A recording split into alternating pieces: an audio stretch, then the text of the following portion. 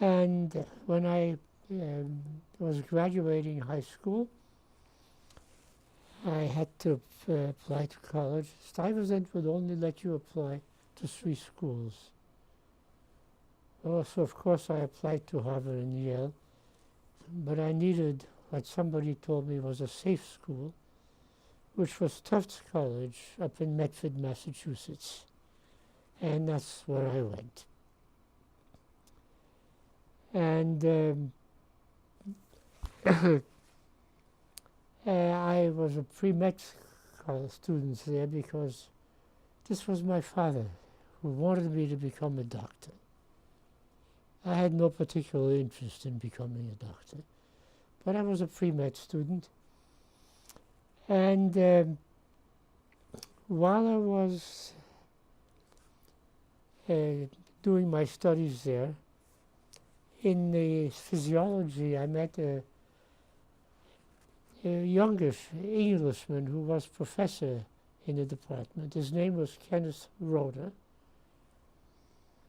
He was a wonderful man who at that time was studying, he was really what would be called today a behavioral neuroscientist. He was studying the behavior of some insects, and it was very interesting.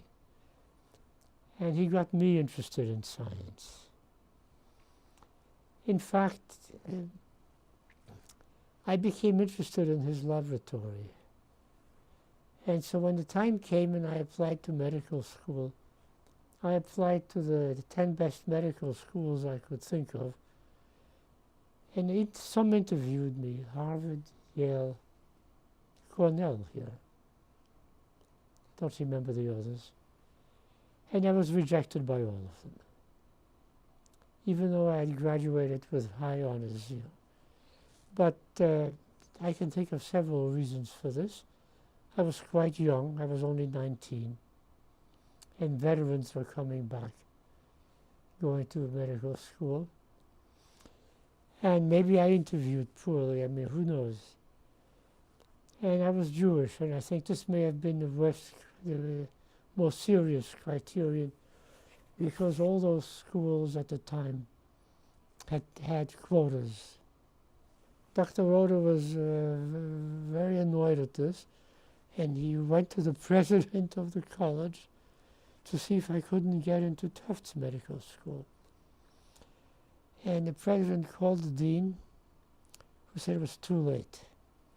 But if I applied next year, I would be admitted.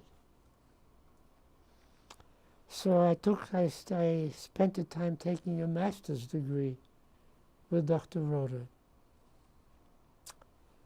And when the time came to apply, and I did this my master's degree working on cockroaches, as I recall, nervous system.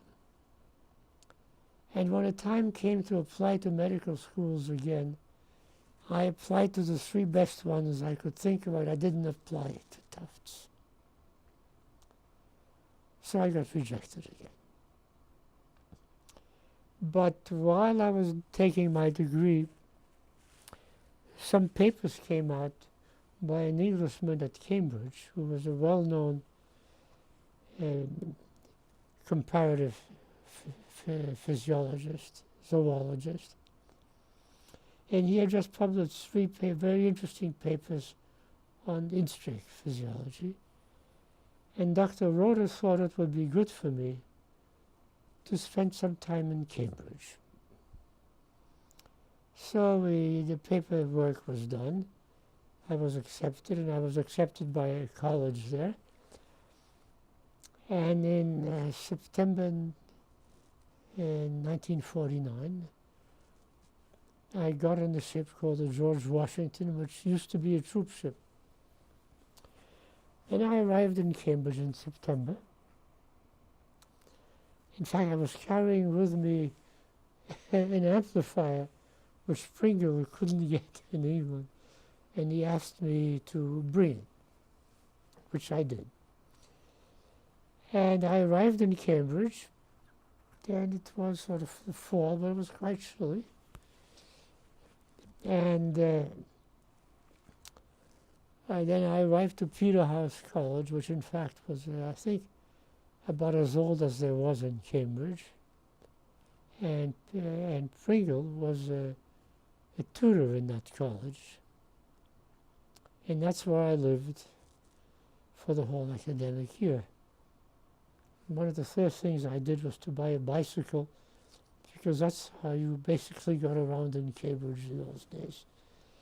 I mean, if you were a student. And so I arrived in the zoology department, and I expected to work with Pringle. So they put me in a room by myself, gave me some equipment, and said, well, whatever you want to do. And this was very frightening, because what turns out is that, as I said, I expected to work with him. And I think that students who were in the Cambridge students were better prepared for this than I was. But anyway, so I spent a lot of the time doing various things which didn't really amount to much. But I had a very good time. I played a lot of tennis when the good weather came. I played squash in the winter, which I'd never played before. And I enjoyed college life. It was very nice. And then, sometime near the end of my stay, Dr. Pringle showed up. And he said, I have an idea for mathematical analysis of biological systems. I said, that's very interesting, but I don't know any mathematics at all. He said, doesn't matter. I have an idea what you should do. The cockroach, in its foreleg, has a big nerve. And it'll be very easy to record from it by just sticking a metal electrode in there. The electrode should be attached to a thing which rotates sinusoidally. So you will stimulate this here sinusoidally and record the data. That's all I need. And I recorded it, I guess, on camera. I mean, I don't remember how I recorded it. There were no computers or anything like that. So I recorded all this data. It went quite well. And I left him the data, and then I left. So of course, before leaving, I had to decide where I wanted to get my PhD. And there's sort of two main possibilities. And there was a possibility of going to Harvard, where there was a very good physiologist, and Illinois, where there was a very good comparative physiologist. So I thought about this, and I consulted with Dr. Rita by mail. And he said, don't come to Boston because it's near me. You decide what's best for you. He was really, anyway. So I thought about this, and the Harvard group was more biochemically oriented. And I made a mistake and decided I didn't want to do that. And so I applied to Illinois, got in there, and so that's where I went. So I was greeted in New York. When I was in New York, my father bought me a second-hand car. So I drove to Illinois, stopping along the way. It was not a bad trip, not something I could do at one time by myself. I could have done it, but so I arrived there, and I had arranged where I would stay, and I started work in the physiology department. And the man there, Dr. Prosser, was a very nice man, good scientist. He had recently written a very good book on comparative physiology. And I took courses, obviously, and there were laboratories. And the laboratory was my first exposure to mammalian physiology, including the laboratories.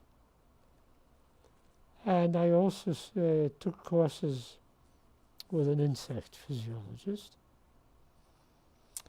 And I did my thesis, again, using a cockroach as my model, and studied the musculature in the limbs and, in the fish.